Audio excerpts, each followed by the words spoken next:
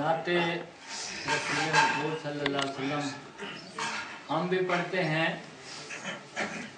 लेकिन आलम तसव्वुरात में उस मंजर को लाएं जब मेरे और आपके आका नबी करीम रऊफ़ुर रहीम ताजदार मदीना सल्लल्लाहु अलैहि वसल्लम सहाबा के जुर्मट में तशरीफ़ फरमा होंगे और हज़रत हसन बिन साबित रज़ी अल्लाह ताला अन्हो आका अलैहिस्सलातु वस्सलाम की नाते मुबारका पढ़ रहे होंगे। कैसा वो समा होगा, कैसी वो घड़ी होगी, हसन के होंठों पे जब नाते नबी होगी। कैसा वो समा होगा, कैसी वो घड़ी होगी, हसन के होंठों पे जब नाते नबी होगी। वो बकरो उमर होंगे, उस्मानो अली होंगे, हसनैन के नाना की क्या बज़्म सजी होगी। सुभान अल्लाह।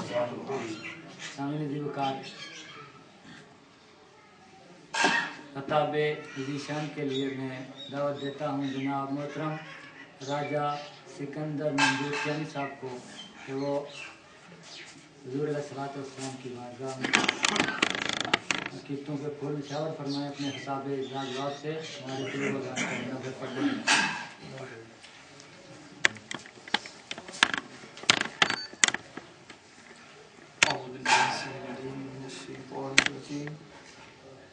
बिस्मिल्लाहिर्रहमानिर्रहीम। मौला यसल्ली वसल्लिम दाइमन अबदन अला हबीबिका खैरिल खल्क़ि कुल्लिहिम मुहम्मद सय्यिदुल कौनैनि वस्सक़लैन वल फरीक़ैनि मिन उर्बिन व मिन अजम। मौला यसल्ली वसल्लिम दाइमन अबदन अला हबीबिका खैरिल खल्क़ि कुल्लिहिम वल हबीबुल लज़ी तुरजा शफ़ाअतुहु लिकुल्लि हौलिन मिनल अहवालि मुक़्तहिमी। मौला यसल्ली वसल्लिम दाइमन अबदन अला हबीबिका खैरिल खल्क़ि कुल्लिहिम।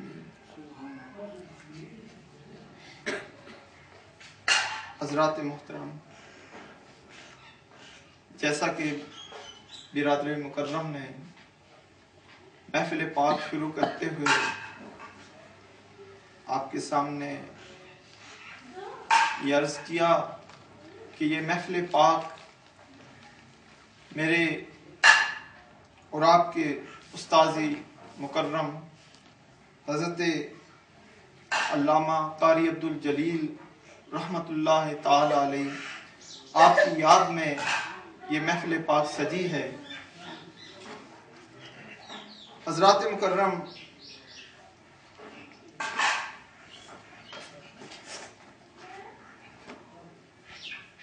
अभी महफिल पाक में बैठे हुए मैं ये सोच रहा था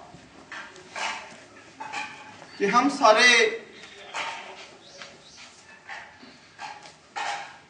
जब आपकी जिंदगी में आपके पास हाजिर हुआ करते थे और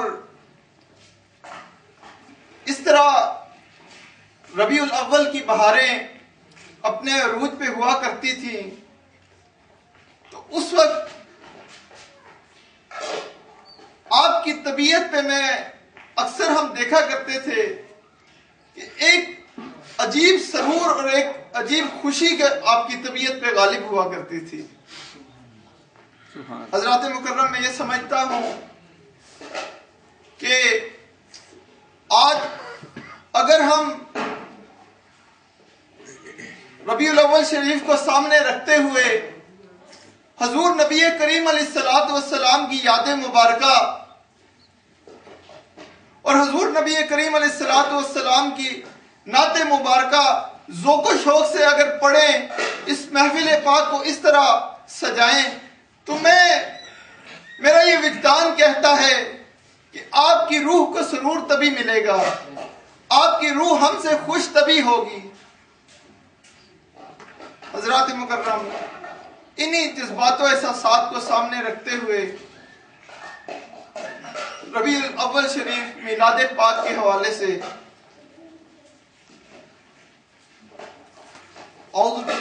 السمیع العلیم من الشیطان الرجیم بسم اللہ الرحمن الرحیم وَإِذْ أَخَذَ اللَّهُ مِيثَاقَ النَّبِيِّينَ لَمَا آتَيْتُكُم مِّن كِتَابٍ وَحِكْمَةٍ ثُمَّ جَاءَكُمْ رَسُولٌ مُصَدِّقًا لِّمَا مَعَكُمْ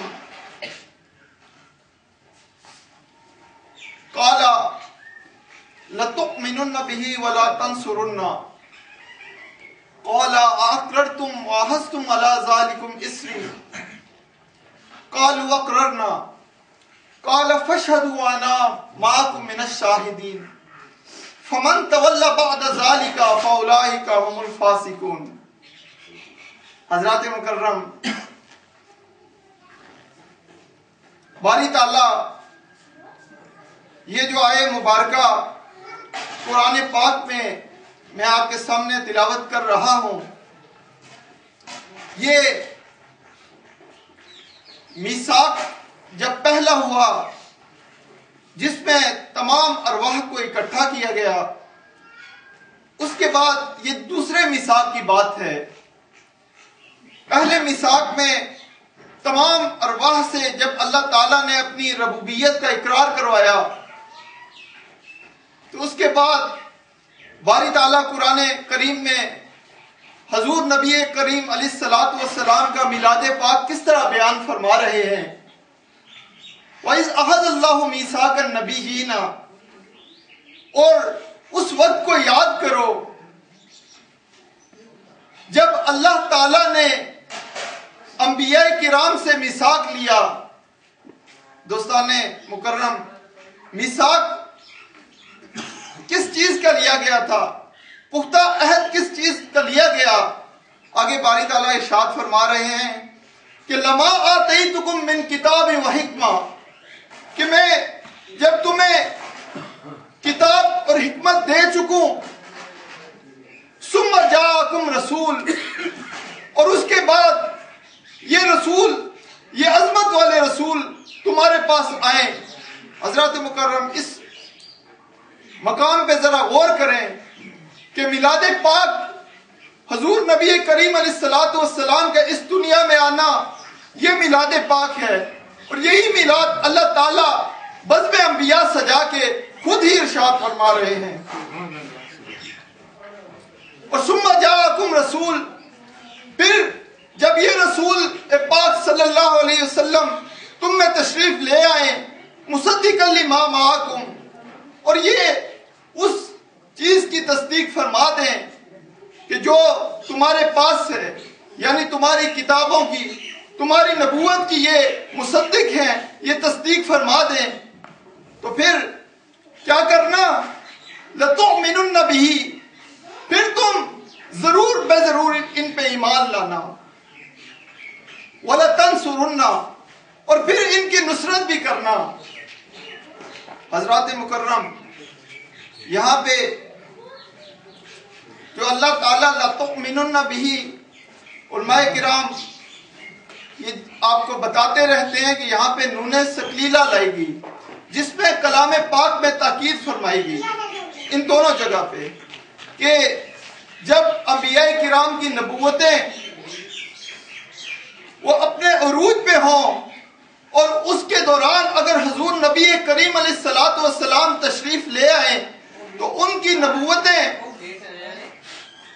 وہ اس بات کے پابند ہوں گے کہ آقا دو جہاں علیہ السلام کا کلمہ پڑھیں، کیونکہ تمام انبیاء کرام حضور کی امت میں شامل ہیں. اللہ تعالیٰ نے حضور نبی کریم علیہ السلام کے بارے میں تمام انبیاء کرام سے یہ عہد لیا، اور اس کے بعد پھر یہاں پہ بات ختم نہ ہوئی کہ جب ایمان اور نصرت پاک کا اقرار فرما چکے تو آگے فرمایا کہ قال اقررتم، کیا تم نے اس بات کا اقرار کر لیا؟ وَأَخَذْتُمْ عَلَى ذَلِكُمْ إِصْرِي، اور اس پہ میرا باری ذمہ لے لیا. قال اقررنا، فرمایا کہ ہم نے کر لیا. فرمایا قال فاشهدوا، اس کے بعد یہ فرمایا کہ پھر ایک دوسرے پہ گواہ ہو جاؤ.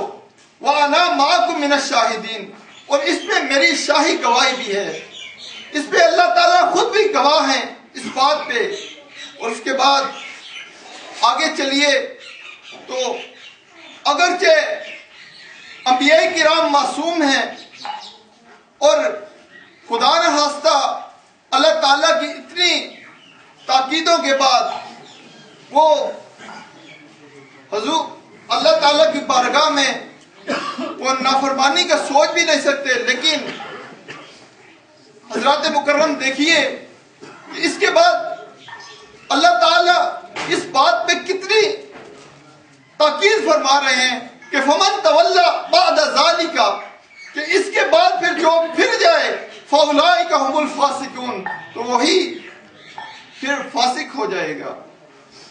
حضرات مکرم، میں حضور مرشد کریم بیٹھے ہیں، مجھے پتا ہے کہ آپ سب لوگ شدت سے اس بات کے منتظر ہیں کہ حضور جناب اپنا بیان فرمائیں، ہم سنیں، لیکن اس وقت چونکہ آپ بھی دیکھ رہے ہیں کہ بجلی نہیں ہے، ہم بھی اس بات کے منتظر ہیں کہ جو ہی بجلی آئے تو حضور قبلہ کا خطاب ہم سن سکیں۔